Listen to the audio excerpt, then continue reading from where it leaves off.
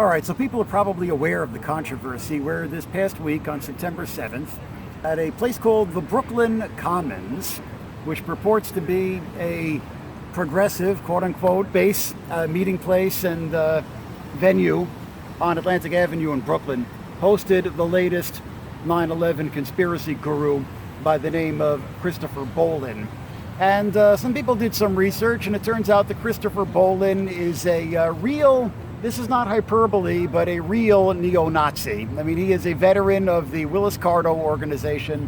People are aware Willis-Carto was the leader of the Liberty Lobby, published the Spotlight newspaper, the foremost voice of Holocaust revisionism and Hitler apologism in the United States for many years. So Willis-Carto's newspaper, the Spotlight, the foremost voice of neo-Nazism in the United States for many years. Today it's called the American Free Press. This is where this Christopher Bolin cut his teeth as a journalist, if we can call him that, as a conspiracy researcher, quote unquote, to use these all too flattering phrases. He comes out of the Willis-Carto machine, the voice of Hitler apologism and Holocaust denialism. And all of his, everything on his website is all about, usually, anti-Semites today will just say that, 9/11 was a Zionist conspiracy. But this guy can't even help himself. He's got to say a Jewish Zionist conspiracy, just in case there's any confusion. He isn't even sophisticated enough to just use the word Zionist as code. He's got to actually say Jewish Zionist conspiracy. This is what it's come down to. At a left-wing progressive space in Brooklyn, an actual neo-Nazi can be invited to speak. And yeah, there was some outcry about this, and some of the organizations which rent space at the Commons, including Jacobin newspaper and the Independent, they did issue some protest about this, and we went out there and we protested outside the Commons, and got into some scuffles with their hired security goons, and gave them some well-earned hell. So one of Christopher Bolin's partisans actually wrote in a particular online forum his own version of events, accused the people who were out there protesting of being Zionist fascists. Now, both of these words are so off base that one doesn't even know where to begin. Obviously, when you're using Zionist like this, it's just a code word for Jew, although the guy who wrote this disconcertingly happens to be Jewish himself. I'm not going to mention his name. But I mean, a lot of us were out there with signs saying another Jewish anti-Zionist against Nazism or against anti-Semitism. We were making it explicitly clear that we were not Zionists for the most part. There were maybe one or two people out there who maybe considered themselves to be left-wing Zionists, but for the most part, overwhelmingly, people were, such as myself, Jewish anti-Zionists. And not all of us were Jewish. You don't have to be Jewish to protest anti-Semitism, one hopes. And the other word, fascist, makes even less sense. And we were out there in the name of, and in the spirit and the tradition of anti-fascism, out there protesting a guy with genuine neo-Nazi roots. We were being accused of being fascists. And this, just goes to show how out of whack the whole debate and consciousness about this has become on what passes for the left in the United States these days. I mean, I came out of the radical left. My home is the radical left. But more and more, I feel like a political orphan. And, the affair with this Christopher Bolin creep was unfortunately not an isolated incident. And again, I'm heartened that there was protest over it. I genuinely am.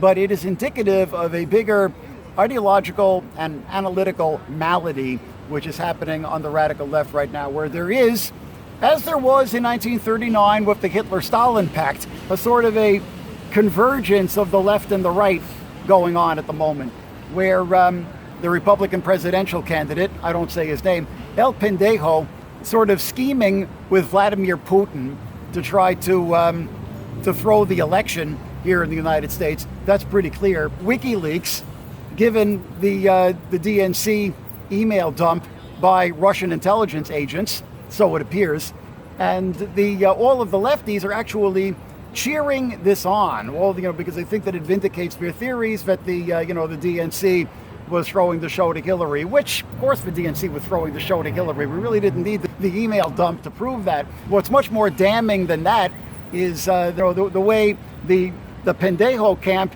and the Putin camp and the Bernie camp, or the radical left camp in the United States, are all seem to be coming together. And even on the, in terms of analysis of international politics, there's this big gap between what's going on in the real world, the sides which you think people with a traditionally pro-freedom, revolutionary, pro-democratic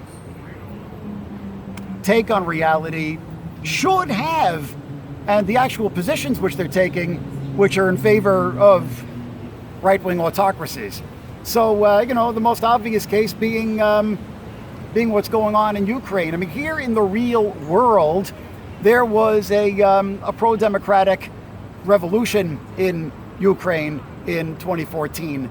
There was a popular uprising where, people occupied Maidan Square throughout that whole bitter winter to demand that the corrupt oligarch president, Viktor Yanukovych, step down. And finally, they succeeded, and he was removed by a vote of parliament. And this was, perceived by the Ukrainians as victory for democracy and for transparency and for openness and everything else which their revolutionary movement had been demanding. And that, society has been moving in the right direction since then. The hegemonic line on the radical left in the United States, unfortunately, is like shamelessly following the Putin line, which was that there was a fascist coup d'etat in Ukraine, which brought neo-Nazis to power there, which is kind of a reversal of reality of what actually happened. I mean, are there, these unseemly neo-fascist elements who, in the war in the east of Ukraine, are fighting on the side of the Kiev government? Yeah, there are. There are these unaccountable ultra-right militias like the Azov battalion, which are fighting on the government side. This is true. But the forces that Putin is backing, the separatist forces, are equally fascistic. And to just look at one side without looking at the other is just ridiculous. And in fact, Ukraine is an independent country, and now Crimea has been unilaterally annexed by Russia, completely illegally. And there's Russian troops are probably fighting in the eastern Donbass region, backing up these fascistic, Russian ultranationalist militias, which have taken up arms there and declared themselves to be independent republics. Increasingly, the left wing in this country, through its bogus news sources like Counterpunch, are just echoing the Putin line, 100% just echoing the Putin line, echoing the Moscow line, rather than looking at what's actually happening. And, the forces that I don't want to uncritically support the Poroshenko government in Kiev, but, I do want to uncritically, or not uncritically, but unequivocally support the pro-democratic forces in Ukraine and support the Crimean Tatars, who are the persecuted Muslim ethnic minority in Crimea, which were bitterly persecuted under Stalin and are loath to be back under Russian rule again. The left, which is supposedly so sensitive to Islamophobia and so on, is just, they're completely invisible. The Tatars are completely invisible. Then we've got Syria, where here in the real world there was a revolution which started in Syria in 2011. An unarmed, pro-democratic, secular revolution which took to the streets demanding the downfall of the regime and was met with bullets.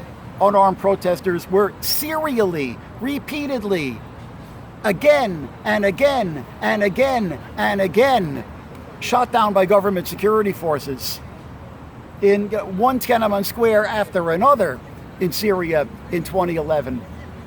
Until finally, the protesters began, arming in self-defense, and the Free Syrian Army was formed, and it turned into an armed uprising. And today, the position of the left is that the Free Syrian Army are Contras, which is taking a word from the Nicaraguan counter-revolution in the 1980s, when the CIA was massively backing right-wing counter-revolutionary forces. The word Contra comes from Contrarrevolucionario, counter-revolutionaries, people from the old regime, from the old Somoza dictatorship National Guard, who were armed by the CIA and turned into a counter-revolutionary army. This word is being applied to the revolutionary forces that are struggling to overthrow the dictator in Syria. It makes no sense. It's a complete betrayal, not only of the Syrians, but of reality. It's a complete betrayal of political reality. I mean, obviously, no political analogy is perfect, okay? But if you're going to start drawing analogies between Syria and Nicaragua, then, the better analogy to the Free Syrian Army is not the Contras. It's the Sandinistas who were fighting the Somoza dictatorship. It is an indigenous revolutionary movement which took up arms against a brutal dictatorship. Now, the only real difference is that the role of the United States, and the United States was backing the counter-revolution in Nicaragua in the 80s, and it's ostensibly backing the revolution in Syria today. But emphasis on the ostensibly, because really the U.S. has not been backing the revolution in Syria today. That's the biggest irony of all. There is this perception that, first of all, that the FSA were just like created by the CIA and they're a Contra force, which is nonsense.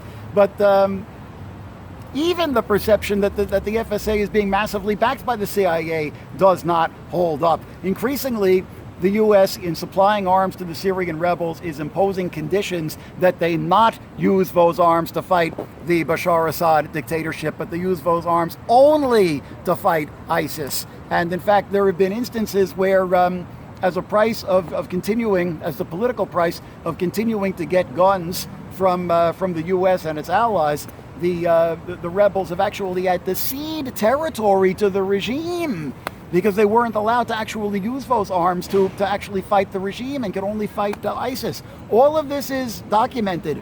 Go to my website, countervortex.org, click on Greater Middle East, and everything about Syria will come up. And I do not write a word, not a syllable, which is not sourced and documented. I don't know what it's going to take to turn this around, because this was not just a case of one lone nut being invited to speak at the Brooklyn Commons. It's a much deeper ideological, political, and analytical malady like that than that. We really are back to 1939 and the Hitler-Stalin Pact, and there really is this seems to be this notion that the radical left should be joining forces with fascism in the form of the Bashar Assad dictatorship and the Donbas separatists in Ukraine and so on against the West. And look, I'm as critical of U.S. imperialism as anybody, but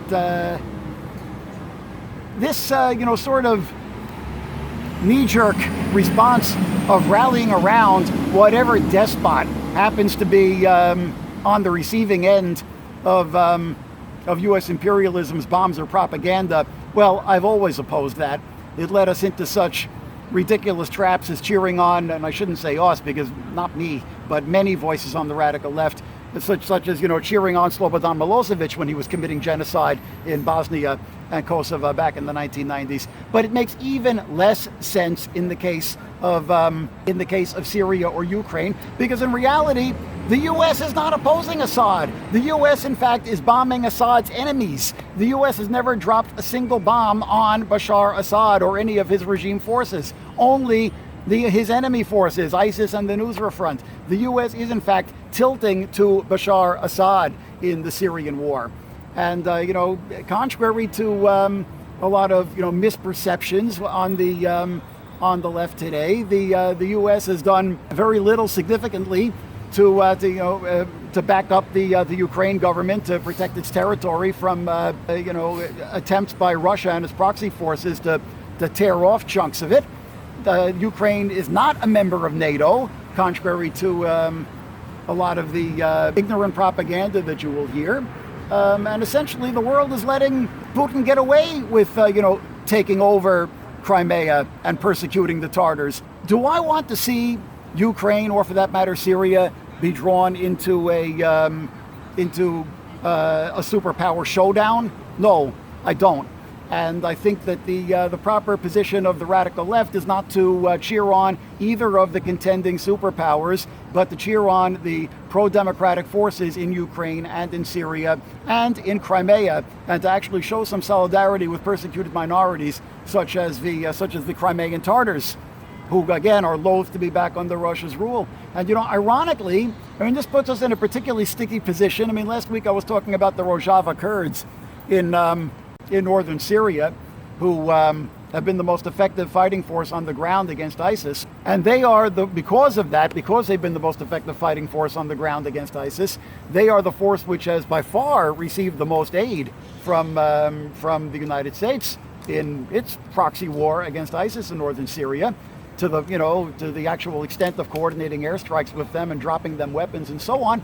And ironically, lots of my anarchist friends are organizing in solidarity with the Rojava Kurds, because the Rojava Kurds are anarchist influenced. They're they've been very influenced by the works of Murray Bookchin and so on, and they are trying to actually instate experiments in direct democracy and so on, complete gender equality, and governing by local neighborhood councils and so on in the autonomous zone, which they have declared in Rojava in northern Syria. So again, I would just caution against, looking at crises like Syria and Ukraine through the prism of superpower conflict and deciding who we're going to support on the basis of who the United States is not supporting.